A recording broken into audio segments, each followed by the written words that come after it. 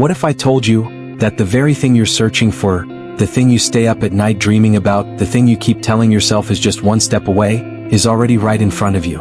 What if happiness isn't a destination, but something you've had all along, yet somehow you keep missing it? Think about it. How many times have you told yourself, I'll be happy when I get that promotion, when I finally find the right person, when I move to a better city, when I have more money, more freedom, more time? But every time you reach that goal, the feeling is fleeting, isn't it? That rush of joy lasts for a moment, a day, maybe even a week. But then it slips through your fingers and you're left wondering, what's next? This isn't just your story. It's the story of millions. It's the story of lottery winners who thought money would bring them joy, only to find themselves drowning in problems they never imagined. It's the story of world-famous actors who had everything: fame, fortune, admiration, yet found themselves lost in depression. It's the story of the ambitious entrepreneur who built an empire but looked in the mirror one day and realized he didn't even recognize himself. It's the story of Viktor Frankl, a man who endured one of the greatest horrors in human history. He lost everything: his family, his freedom, his very identity, inside the walls of a Nazi concentration camp. Yet, amidst the suffering, amidst the cruelty, he found something most people never do. A secret, the truth. One that would change not only his life but the lives of millions who would later read his book, Man's Search for Meaning. He discovered that happiness isn't found in what you achieve. It isn't found in what you own. It isn't even found in what happens to you. Happiness is found in meaning. But what does that really mean? Is happiness something we're all looking for in the wrong places? So, where do we actually find it? Today we're going to uncover the truth about happiness. Not the version you've been sold by social media, self-help books, or motivational gurus. The real truth. The one backed by history, science, and the raw experiences of people who have stood on both sides. Those who had everything and felt empty, and those who had nothing but found peace. Because maybe, just maybe, happiness isn't something you find. Maybe it's something you become. This is why you'll only find happiness when you stop searching for it. Happiness is the one thing every human being longs for, the one pursuit that shapes our decisions, our ambitions, our dreams. But here's the paradox. For something we all want so desperately, why does happiness seem so elusive? Why does it slip through the fingers of those who appear to have it all? Money, success, love, admiration? For centuries, society has sold us a dream. Work hard, achieve your goals, build a life of comfort, and happiness will follow. But is that really the truth? Or is it just another illusion? One that keeps us chasing, always searching, never arriving? To understand the reality of happiness, we have to look at those who have climbed to the top, only to realize that the peak was nothing like they imagined. Take Jim Carrey, for example. A man who lived the classic rags to riches story. A struggling comedian who once wrote himself a check for $10 million when he was broke, promising himself that one day he would cash it. And he did. He became one of the highest paid actors in Hollywood, a household name, a global icon. He had it all. And yet, he once said, "I wish everyone could get rich and famous and have everything they ever dreamed of, so they can see that it's not the answer." Let that sink in. Not the answer. He had everything society tells us we need to be happy. Yet, instead of fulfillment, he found himself lost in depression, questioning everything. And Jim Carrey isn't alone. We've seen it time and time again. Celebrities, millionaires, people at the pinnacle of success stepping forward to say, "This isn't what I thought it would be." Some turn to self-destruction, trying to numb the emptiness with substances, reckless behavior, or isolation. Others go searching for something deeper, something more real. But perhaps no story captures this truth more powerfully than that of Viktor Frankl. Frankl wasn't a movie star. He wasn't a billionaire. He wasn't someone who had the luxury of chasing happiness through wealth or fame. He was a Jewish psychiatrist and urologist in Nazi-occupied Europe. And in 1942, his world was torn apart when he, along with his family, was sent to a concentration camp. Stripped of his possessions, his dignity, and the people he loved, Frankl endured horrors beyond comprehension. He saw death. He saw suffering. He saw men wither away both physically and emotionally as they lost all hope. And yet he survived. Not just physically but mentally. He found a reason to keep going, a meaning in his suffering. And after being freed, he shared his revelation with the world. In his book, Man's Search for Meaning, he wrote, "Happiness cannot be pursued, it must ensue." In other words, happiness isn't something you can chase. It isn't a prize waiting at the end of a long road. It is a byproduct of something else. Meaning, purpose, a reason to wake up in the morning. Frankl observed that in the concentration camps, the people who held on to hope, who found meaning in even the smallest acts of kindness, were the ones who survived. The ones who had lost all sense of purpose? They faded fast. So what does that tell us? That maybe we've been looking in the wrong places. Think about modern society. We are constantly bombarded with messages that tell us happiness is just one step away. That the next big purchase, the next relationship, the next promotion will finally make us feel complete. But what happens when we get there? When we finally buy the dream house, get the perfect job, fall in love with the right person. For a while we feel good. The rush of excitement, the thrill of something new. But then, the feeling fades. And suddenly we need another goal, another milestone, another chase. It's a cycle. And it's exhausting. So what if the secret isn't in the chase at all? What if happiness isn't something we find in external achievements, but something we cultivate from within? What if happiness isn't the end goal, but rather a side effect of living a life filled with meaning? In the next part of this story, we'll dive even deeper into real-life examples of people who had everything and still felt empty, and those who had nothing yet found peace. Because maybe, just maybe, happiness was never about what we thought it was. We live in a world that teaches us happiness is just over the next hill, always waiting at the end of a journey, always one step ahead. We tell ourselves, once I have enough money, once I find the right partner, once I reach my dream job, then I'll be happy. But what happens when we finally get there? For so many people, the answer is unexpected. Psychologists have studied this phenomenon for decades. They call it the hedonic treadmill, the idea that no matter what happens in life, good or bad, we eventually return to a baseline level of happiness. Think about it. You get the job you've always dreamed of. At first, you feel on top of the world. You celebrate. You feel proud. You finally made it. But then, a few weeks pass. The excitement fades. The job becomes normal. And suddenly you're left wondering, what's next? The same thing happens when people come into sudden wealth, like winning the lottery. Studies have shown that within just a few years, lottery winners return to the same level of happiness they had before winning, or in many cases, they end up less happy than before. Why? Because happiness isn't found in an external event. It's a moving target, and the more we chase it, the more it slips away. No one understood this paradox better than Robin Williams, a man who dedicated his life to making others smile, even while he battled demons of his own. To the world, Robin was unstoppable, a comedic genius, a Hollywood icon. He had wealth, fame, love, admiration, everything we're told should make us happy. And yet, behind the laughter there was pain, depression, a relentless search for something more. In 2014, the world was shocked when Robin took his own life. It didn't make sense. How could someone who had everything still feel so lost? But Robin wasn't alone. Imagine waking up one day and finding out you're a millionaire. For most of us, that sounds like a dream come true. But for many lottery winners, it turns into a nightmare. Take Jack Whitaker, for example. In 2002, he won $315 million in the Powerball lottery. Overnight, he went from an ordinary businessman to one of the richest men in the country. At first, life was good. But soon, the money that was supposed to bring happiness only brought destruction. Friends turned into enemies. Strangers demanded handouts. His relationships crumbled. His granddaughter, whom he loved deeply, died of a drug overdose, a tragedy he blamed on the toxic influence of sudden wealth. Years later, Jack said, "I wish I'd torn up that ticket." And he wasn't the only one. Stories of lottery winners losing everything, money, relationships, even their lives, are shockingly common. Because the truth is, money can buy comfort, but it can't buy peace. It's not just celebrities and millionaires who struggle with this realization. How many times have we heard of entrepreneurs who build multi-million-dollar companies, only to feel empty when they reach the top? Take Tony Hsieh, the former CEO of Zappos. He revolutionized online shopping, built a billion-dollar business, and was admired for his leadership and innovation. But behind the scenes, he was desperately searching for happiness. He experimented with extreme lifestyles, believing that if he just found the right formula, whether through money, drugs, or radical self-improvement, he could finally feel at peace. In 2020, he tragically passed away under heartbreaking circumstances, leaving behind a legacy of success but a personal life filled with struggles. If success, money, fame, and achievement don't bring lasting happiness, then what does?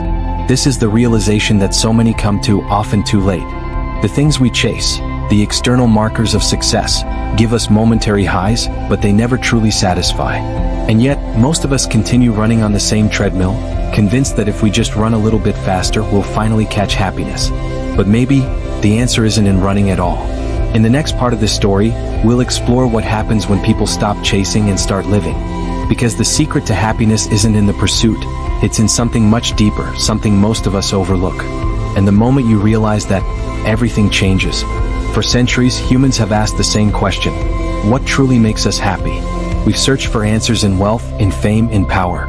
We've built empires, chased dreams, and amassed fortunes, only to find that happiness remains elusive. But what if we've been looking in the wrong places all along? What if the key to happiness isn't something we achieve, but something we cultivate? Today, science, philosophy, and real-life stories paint a clearer picture than ever before. And the answer is both simpler and more profound than we ever imagined. Imagine tracking people's lives, not for a year or a decade, but for 80 years. That's exactly what researchers at Harvard University did in one of the longest-running studies on happiness in history. For 8 decades, scientists followed the lives of hundreds of participants, from their youth to old age, measuring everything from career achievements to relationships, from wealth accumulation to physical health. And in the end, one finding stood out above all others. Happiness wasn't found in money. It wasn't found in career success. It wasn't even found in personal achievements. The most important factor? The study found that the quality of our social connections, with friends, family, and our community, has a stronger impact on happiness and health than anything else. People with close, supportive relationships lived longer, had better mental health, and reported higher levels of life satisfaction. And those who were lonely? They suffered, mentally, emotionally, even physically. The lesson is clear. Happiness isn't about what you have. It's about who you share your life with. But relationships aren't the only key to happiness. Decades ago, psychologist Mihai Csikszentmihalyi made a groundbreaking discovery. The happiest people aren't those chasing happiness. They're the ones immersed in what they do. He called this state of being flow. Flow happens when we're fully engaged. When we're writing, painting, playing music, solving problems, or doing something that challenges and excites us. It's the feeling of losing track of time because you're so deeply focused on an activity you love. Think about the last time you were so absorbed in something that hours passed like minutes. That's flow. And research shows that people who experience this state regularly report higher levels of happiness and life satisfaction. Why? Because when you're in flow, you're not worrying about the past or future. You're fully present. And in those moments, happiness isn't something you're chasing, it's something you're living. If relationships bring happiness, and flow brings happiness, then why do so many of us feel trapped in stress, anxiety, and discontent? A big reason is our obsession with more. More money, more possessions, more status. But what if happiness isn't about having more, but about appreciating what we already have? That's the philosophy behind minimalism. The idea that by removing excess and focusing on what truly matters, we can create a more fulfilling life. Science backs this up. Studies show that people who practice gratitude, who take time each day to reflect on what they're thankful for, experience white heavy checkmark less stress, white heavy checkmark better sleep, white heavy checkmark stronger relationships, white heavy checkmark and overall higher levels of happiness. In fact, something as simple as writing down 3 things you're grateful for each day can rewire your brain for positivity. Because when you focus on what you have, rather than what you lack, you realize that happiness was never missing. It was just waiting to be noticed. But this isn't just theory. Countless people have proven that when you stop chasing happiness, that's when you actually find it. Take the story of John, a highly successful corporate executive. He had it all: money, power, a prestigious title. But deep down he was miserable. Every day was a battle of endless meetings, impossible deadlines, and a pressure to keep climbing higher. One day, after years of stress and burnout, he did something radical. He walked away. He quit his high-paying job and became a teacher, something he had always loved but never pursued. His salary was smaller. His office was a classroom. But for the first time in decades, he felt alive. Not because he had more, but because he had purpose. Or take Lisa, a social media influencer with millions of followers. Her life looked perfect from the outside: exotic vacations, designer clothes, a flawless online presence. But behind the scenes, she was drowning. She was trapped in an endless loop of chasing likes, posting content she didn't care about, and living for external validation. One day, she deleted her social media accounts. She moved to a small town. She started focusing on real-life connections, meeting people face-to-face, spending time in nature, finding joy in the present moment. And for the first time in years, she felt free. So what does this all mean? It means that happiness isn't found in a paycheck. It's not found in fame, success, or the approval of others. It's in the relationships you nurture. It's in the moments when you lose yourself in something meaningful. It's in appreciating what you have rather than longing for what you don't. The world tells us to keep running, to keep searching, climbing, achieving. But maybe the real answer isn't in running at all. Maybe it's in stopping, in being present, in living, not for the chase but for the moment. And when you realize that, happiness finally stops feeling like something out there and starts feeling like something within you. For so long, we've been taught that happiness is a destination. That if we work hard enough, achieve enough, earn enough, then, and only then, will we finally be happy. But what if that's all wrong? What if happiness was never meant to be something we chase, but something we allow? Because time and time again, from history's greatest minds to modern psychological research, the answer becomes clear. Happiness isn't a goal. It's a byproduct. A byproduct of how we live, how we connect, and what we choose to focus on every single day. So how do we stop searching and start experiencing? It begins with 5 fundamental shifts. 1. Live in the present. Happiness is here, not in the future. For most of our lives, we live in a constant state of what's next? The next job, the next paycheck, the next vacation. We tell ourselves that as soon as we reach that next milestone, we'll finally be happy. But when we get there, the feeling is fleeting. And suddenly, there's another milestone, another goal, another next thing. This is the happiness trap, the illusion that joy is always just one step away. But happiness doesn't exist in the future. It exists now. The laughter of a loved one, the warmth of sunlight on your skin, the quiet stillness of a morning before the world wakes up. These are the moments where happiness lives. And the more we train ourselves to be fully present, instead of constantly looking ahead, the more we realize that what we've been searching for was never missing. It was here all along. 2. Pursue purpose, not pleasure. Do what fulfills you, not just what feels good. There's a difference between pleasure and fulfillment. Pleasure is temporary. It's the dopamine hit from social media likes, the sugar rush of junk food, the thrill of an expensive purchase. But fulfillment? Fulfillment is deeper. It's lasting. It comes from purpose, from doing things that matter even when they aren't easy.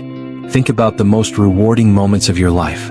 Were they the nights spent binge-watching TV? Or were they the times you worked towards something meaningful? Building a project, helping someone in need, overcoming a challenge? Happiness isn't found in avoiding discomfort. It's found in pushing through it for something greater. A painter loses themselves in their work. A teacher changes a child's life. A volunteer lifts someone up who had nowhere else to turn. These moments aren't always easy, but they're deeply, profoundly fulfilling. And that kind of happiness, it lasts. 3. Strengthen relationships, the biggest predictor of happiness. If there's one lesson that decades of research have made undeniably clear, it's this. The quality of our relationships determines the quality of our lives. The Harvard Study of Adult Development, one of the longest-running studies on happiness, found that nothing predicts long-term happiness more than the strength of our social connections. Not money, not fame, not career success.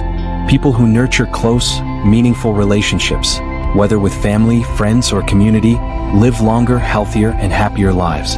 But in today's world, it's easier than ever to feel disconnected. We're glued to screens. We replace real conversations with text messages.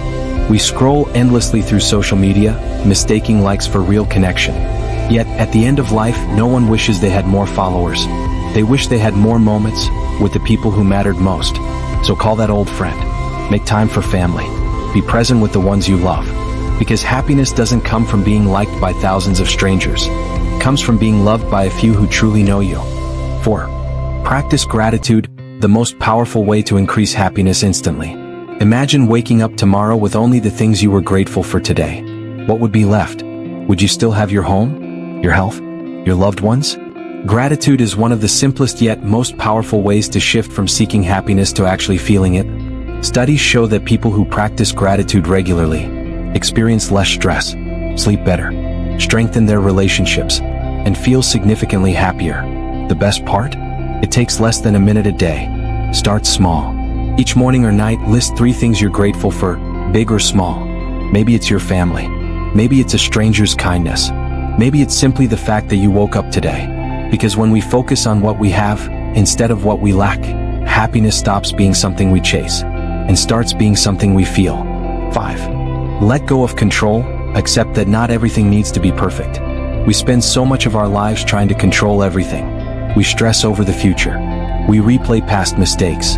We try to predict, plan, and perfect every detail of our lives. But the truth is, control is an illusion. Life is unpredictable. Things will go wrong. Plans will fall apart. People will disappoint us. And the more we resist this reality, the more unhappy we become. But when we learn to let go, to stop clinging to the need for certainty and perfection, something incredible happens. We become lighter. We stop wasting energy on things beyond our control. We stop measuring our worth by unrealistic expectations. We stop chasing a version of happiness that doesn't exist. And instead we find peace in what is. Happiness isn't about having a perfect life.